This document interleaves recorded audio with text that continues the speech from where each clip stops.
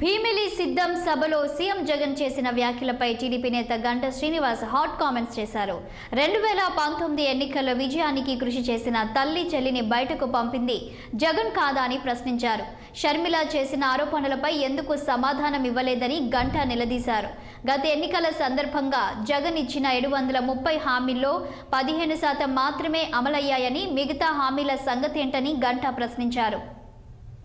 Already దానికి సంబంధించిన మీకు మన కూడా చెప్పాను. దాని మీద నేను న్యాయ పోరాటం చేస్తాను. ఎందుకంటే వాళ్ళు ఒక అన్డెమోక్రటిక్గా ఎక్కడ కూడా విలువలు పాటించకుండా ఒక డెమోక్రసీలో ఎవరైనా ఎమ్మెల్యే కానీ ఎంపీ కానీ రాజీనామా చేస్తే ఫార్మాట్లో ఉంటే దాన్ని రాజీనామా ఆమోదించవచ్చు.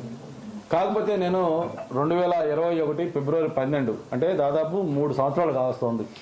3 సంవత్సరాల క్రితం ఒక కాజు కోసం, ఇక విశాఖపట్నం స్టీల్ ప్లాంట్ ప్రైవేటైజేషన్ కోసం రాజీనామా ఇచ్చి దాని మీద స్వయంగా స్పీకర్ గారు ఇంటికి వెళ్ళి కలిసి ఆయనతో ఫోన్లో మాట్లాడి దాన్ని ఆమోదించమంటే కూడా ఆమోదించకుండా దాన్ని కోల్డ్ స్టోరేజ్లో పెట్టి ఇప్పుడు అర్జెంటుగా దాన్ని ఆమోదించారంటే దానికి వాళ్ళ లక్ష్యం ఏంటి, వాళ్ళ యొక్క రాజకీయ కుట్ర, వైఎస్ఆర్ పార్టీ యొక్క కుట్ర ఏంటంటే మనకు క్లియర్గా అర్థమవుతా ఉంది.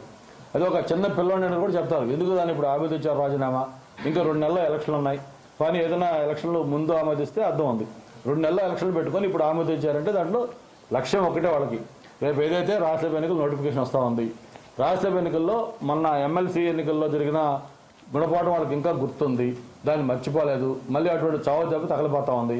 సో దీన్ని మనం ఎదుర్కోవాలంటే ఏదో ఒక విధంగా తెలుగుదేశం నెంబర్ తగ్గించాలి.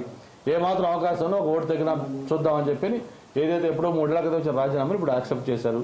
బట్ దాని మీద నేను ఓటు కల్పించమని చెప్పి రాజ్యసభ ఓటు వేసేదానికి అవకాశం కల్పించమని లీగల్గా మా ప్రొసీడ్ అవుతా ఉన్నా. రేపు మండే హీరింగ్ ఉంది, న్యాయం జరుగుతుందని నేను ఆశిస్తాను. టీడీపీ స్టాండు అప్పుడు ఎప్పుడు వాళ్ళు ఏదైతే మనం చేయగలమో అదే చెప్తా ఉన్నాం. ఆ రోజు కూడా క్లియర్గా సిపిఎస్ మీద మేము జగన్మోహన్ రెడ్డి లాగా బోగస్ హామీ ఇవ్వలేదు. జగన్మోహన్ రెడ్డి గారికి తెలుసు అది మనం ఆయన చేతిలో లేదని, ఆయన చేయలేడని.